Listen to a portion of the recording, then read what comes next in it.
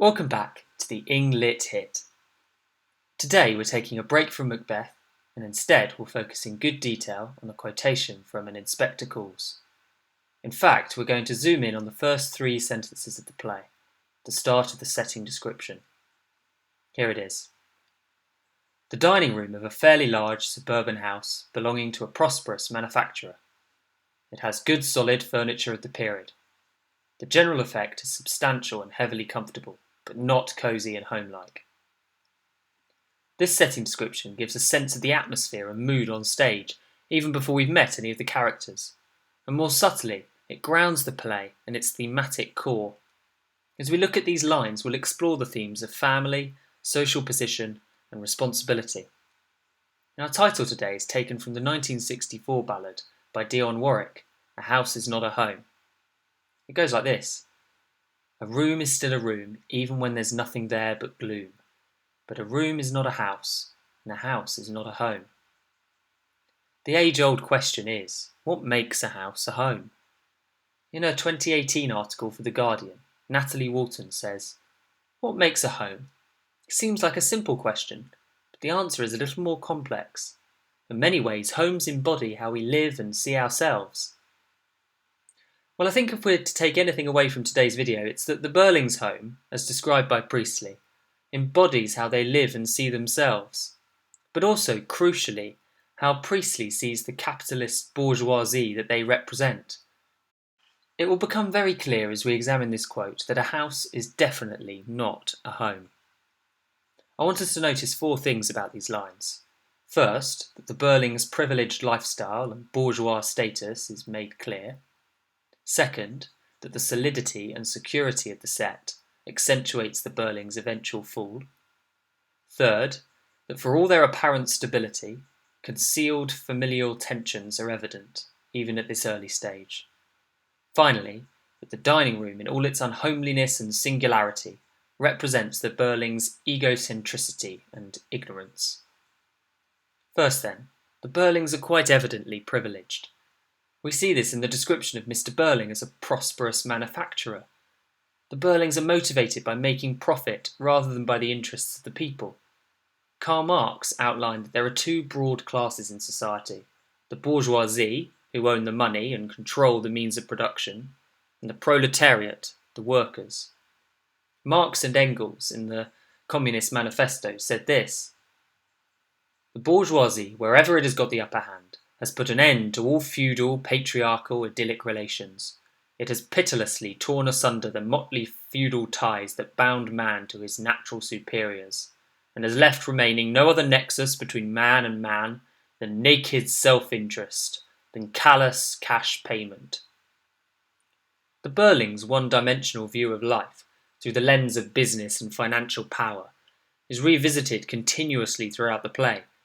We see it in Arthur Burling's motives for the engagement between Gerald and Sheila. The lower costs and higher prices! He exploits the proletariat for his benefit. When he's introducing Gerald to the inspector, he even identifies him as Crofts Limited.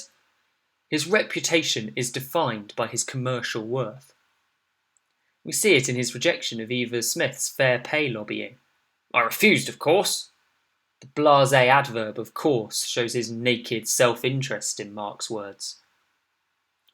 All relationship between the proletariat, Eva Smith, and her employer, Burling, has been pitilessly torn asunder. Well, here, at the beginning of the play, Priestley sets out who the main characters are and where they live. It is clear that they are meant to be depicted as this class of bourgeoisie that Priestley so resents. They are privileged. Their furniture cries of wealth, doesn't it? Look at how the nouns are modified with adjectives like large, prosperous, good, solid, substantial, comfortable. Priestley's socialist skew is at work here. He wants to envisage the dozens of families he witnessed in the early 20th century give up on a common humanity and pursue their own interests regardless of the consequences. Arthur and Sybil Burling even neglect the interests of their own children. Mrs. Burling doesn't even know her son is an alcoholic. They are rich, privileged, and entitled. A house is not a home. On to our second point now then. The house is described as large and its furniture solid. Think back to the Stephen Daldry version, of an inspector calls at the theatre. The house physically opens up. What was enclosed and safe and comfortable is quite literally ripped apart by the inspector's arrival. He's the dentist, if you like, shining a bright light into a dark space to expose the rotten teeth. But this solidity and security established at the start is hugely significant. It's reflected through every sinew of the play's structure and language. Think Burling's nonchalant attitude and his comfortable ignorance at the beginning. Unsinkable! Absolutely unsinkable! And remember how the family are content in their celebrations. Burling says, "We were having a nice little family celebration tonight, and a nasty mess you've made of it now, haven't you?" But had Priestley not depicted the Burlings in such stability and contentment, would their fall have been quite as dramatic? When Pompey are 3-0 up against Southampton, and Saints come back to win 4-3, Portsmouth's loss is surely far worse than just losing 4-0 in the first place. The established solidity and security matters because it accentuates their eventual fall from grace. Thirdly then, how can we tell, however subtly, that at this early stage there are concealed familial tensions? Well, Priestley provides a contrast to highlight this.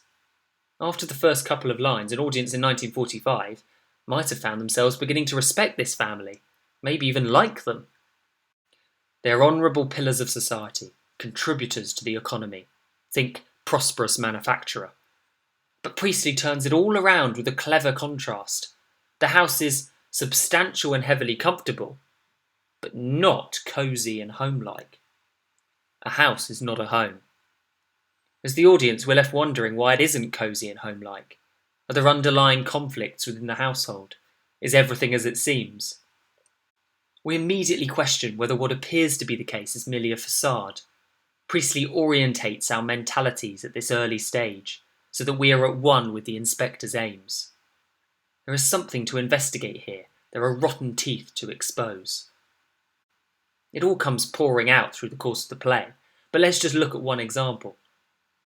Eric says in the final act, "Because you're not the kind of father a chap could go to when he's in trouble." Here we see the familial tensions laid bare.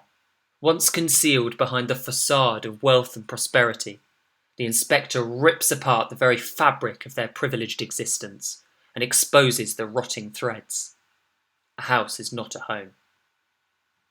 Finally, and more briefly, how does the unhomeliness and singularity represent the Burlings' egocentric perspectives on life? Well, very importantly, the dining room is the sole location of the play. It creates an almost claustrophobic atmosphere, whereby the Burlings' egocentricity is enclosed within their own ignorant sphere of selfishness. There's nothing going on in the world out there. That's their attitude. Of course, the inspector disrupts all of that, but Priestley sets out right from the beginning how the house and the set point us towards a type of lifestyle he resents. Their house is not a home. Yes, it is a vessel in which their money-orientated, business-focused, exploitation-dependent lifestyles thrive. But their house is not a home. Who'd have thought you could get so much from so few lines? Why not try writing about it now? If you like this video, please subscribe.